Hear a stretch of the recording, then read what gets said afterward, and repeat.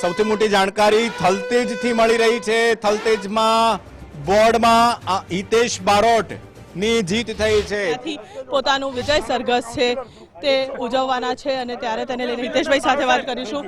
હિતેશભાઈ, શું કહેશો?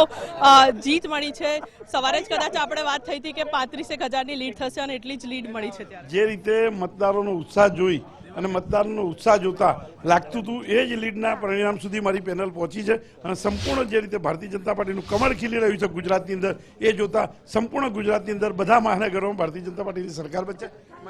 થલતેજના મતદારો છે ને શું કહેશો? થલતેજના મતદારનો હંમેશા ઋણી રહીશ। જે રીતે થલતેજના મતદારોએ મારા ઉપર વિશ્વાસ મૂક્યો છે, મારી પેનલ ઉપર વિશ્વાસ મૂકી અને ભારતીય જનતા પાર્ટીના ઉમેદવાર તરીકે બધાએ સ્વીકાર્યો છે, બદલ થલતેજની જનતાનો ખૂબ ખૂબ આભાર માનીશ અને ભારતીય જનતા પાર્ટીને હર હંમેશા એમનો ઋણ ચૂકવવાનો મોકો મળે। ચોક્કસથી ખાસ તો જો વાત કરીએ તો હિતેશભાઈ બારોટ કે તેઓએ થલતેજની જનતાનો આભાર માન્યો અને થલતેજની જનતાના હંમેશા ઋણી રહેશે તેવું તેમનું કહેવું છે। કેમેરામેન મનીષ સાથે રીમા દોશી, ગુજરાત ફર્સ્ટ, અમદાવાદ।